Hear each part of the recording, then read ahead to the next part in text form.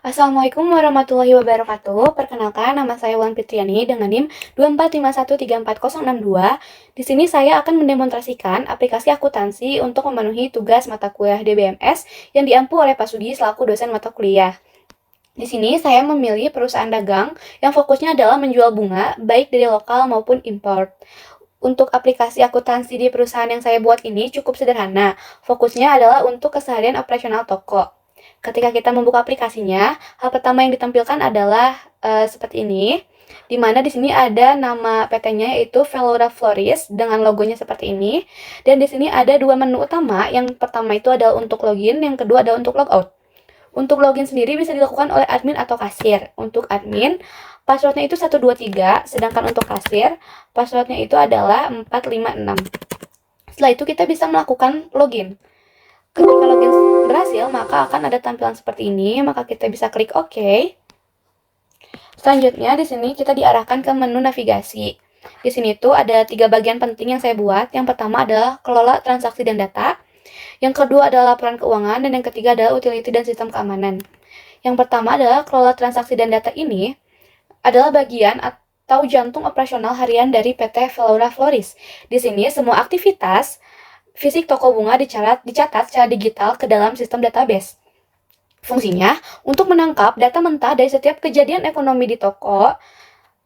Tanpa adanya input dari bagian ini, maka laporan tidak akan pernah terbentuk karena tidak ada data yang diolah. Selanjutnya ada laporan keuangan. Di sini tuh bagian ini adalah output atau produk akhir dari aplikasi yang sudah saya buat. Laporan ini menyajikan ringkasan data yang sudah diolah dari kotak transaksi tadi menjadi informasi yang siap dipakai untuk pengambilan keputusan. Fungsinya untuk melihat kesehatan kinerja dan perkembangan bisnis PT Velora Florist dalam periode tertentu, misalnya bulanan. Dan yang terakhir ada utility dan sistem keamanan. Fungsinya di sini adalah memastikan bahwa data keuangan PT Velora Florist aman dari manipulasi pihak yang tidak berwenang serta menjaga agar file database tidak rusak. Di sini ada 3 tombol. Yang pertama ini adalah akses untuk kasir atau admin, yaitu mengatur hak istimewa pengguna.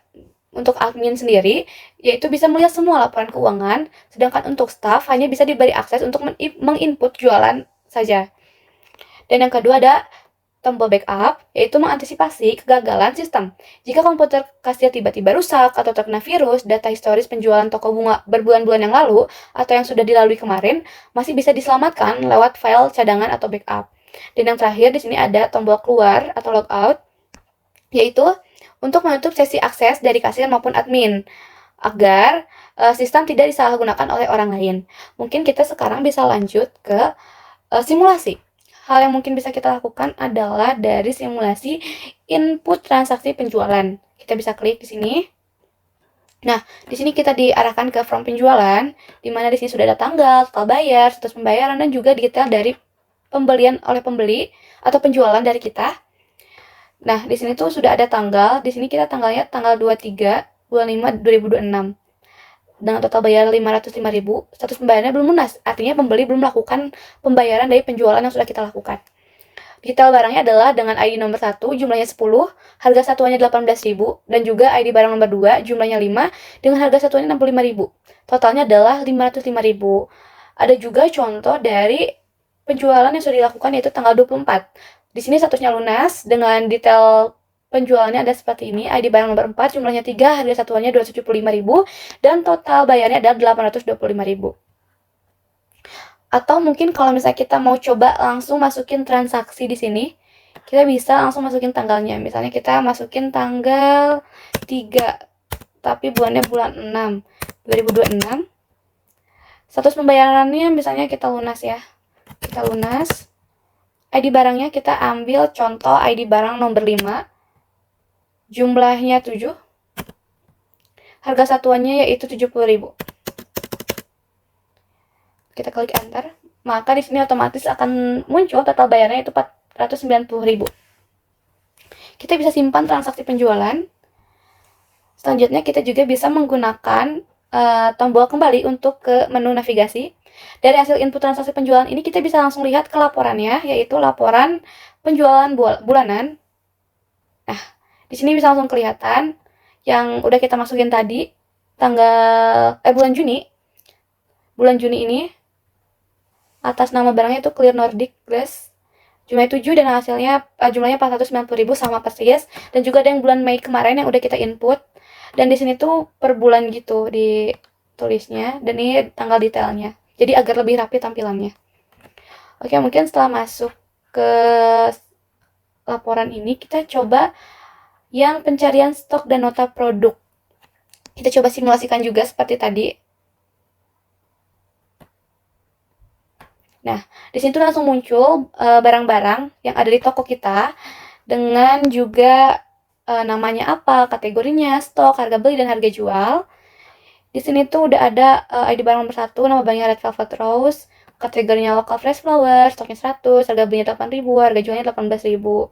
Dan juga kita bisa klik di sini untuk melihat barang-barang yang lain berikut juga dengan stok yang tersedia dan harga-harganya.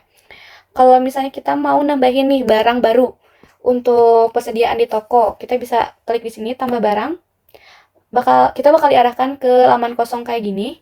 Kita bisa langsung aja ketik namanya. Misalnya kita ketik nomor 1. ID barang nomor 6. Nama barangnya misalnya mawar. Oh ya, ID barang ini akan terisi otomatis 6 ya, karena sebelumnya tuh yang terakhir adalah 5. Jadi selanjutnya barang yang baru akan ditambahkan adalah 6. Jadi akan berlanjut seperti itu. Dan nama barangnya adalah mawar. Kategorinya local fresh flowers. Stoknya misalnya kita ambil 90. Harga belinya misalnya 5.000. Harga jualnya 10.000. Enter. Nah, kita bisa balik ke sini. Nah, yang tadi kita masukin barang barunya udah ada di sini. Dan kita bisa klik tombol kembali dan langsung cek di laporan stok barang. Kita lihat apakah udah masuk. Ya, udah masuk. Dari yang tadinya cuma ada produk-produk ini, karena kita tadi udah nambahin, sekarang udah ada mawar local fresh 90. Kayak gitu.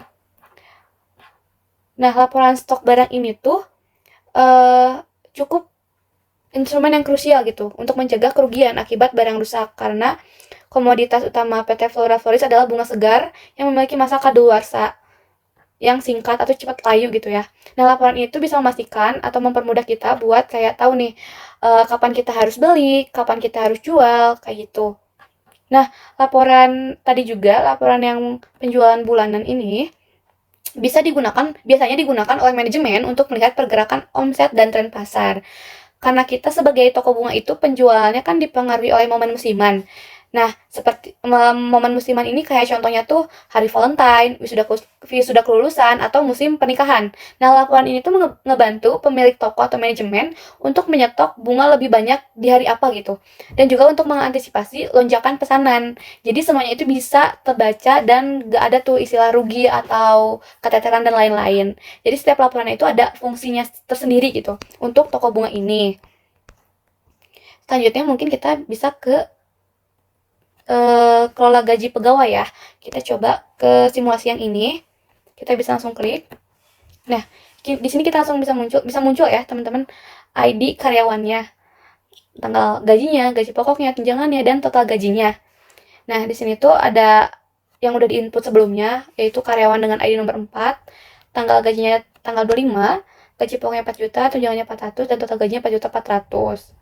Ini contoh yang sudah diinput sebelumnya. Ini juga karyawan yang udah diinput sebelumnya dari gaji yang mereka dapatkan. Nah, di sini kita coba masukin yang baru. Coba kita masukin ID karyawan dengan nomor 1. Tanggal gajinya mungkin tanggal 7. Tanggal 7 bulan 6 2026. Gaji pokoknya di sini kita simpan 7 juta. Tunjangannya 700.000. Nah, totalnya langsung ada 7.700.000. Nah, hasil ini tuh kita bisa langsung lihat juga kayak tadi ke laporan yang sudah tersedia. Kita klik kembali dulu. Nah, di sini kan ada di laporan keuangan ada yang ini ya, slip gaji pegawai. Kita klik. Di sini tuh bisa langsung kelihatan yang udah kita input tuh bakal muncul di laporannya. Nah, yang tadi kode 1 itu adalah yang Julian. tadi sama ya, tanggalnya tanggal 7, bulannya bulan 6, tahunnya 2026 dengan gajinya 7 juta dan tujuannya 700.000. Ini totalnya. Di laporan gaji ini tuh, laporan slip gaji karyawan ini bisa merinci komponen gaji pokok beserta bonus yang diterima oleh para pegawai berdasarkan performa kerja mereka.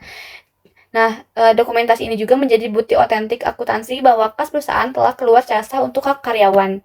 Jadi, lewat input yang tadi tuh, kita tuh bisa lihat gaji-gaji karyawan, bisa masukin gaji karyawan, kayak karyawannya gajinya berapa, tunjangannya berapa, dan nanti tuh bakal otomatis masuk ke laporan slip gaji karyawan. Di sini juga ada tanggal yang bisa memastikan kayak kapan karyawan itu mendapatkan gajinya gitu, beserta tunjangan. Jadi seperti itu. Dan kita coba langsung report dari laporannya, coba ya. Kita coba langsung report laporannya. Kita pencet OK. Kita klik di sini. Kita coba ketik laporan slip gaji karyawan. Nah, ini bisa langsung di-save. Oke. Nah, kita bisa langsung masuk ke menu file. Tadi menu file, dokumen, yang di BMS. Nih, slip gaji karyawan. Salah. Bukan yang gini guys, maaf. Nah, yang ini. Nah, jadi udah bisa dalam bentuk PDF ya. Yang lain juga bisa kita coba dari yang laporan ini, laporan penjualan bulanan juga bisa kita langsung print. Sama caranya di sini print. Oke. Kita langsung klik aja.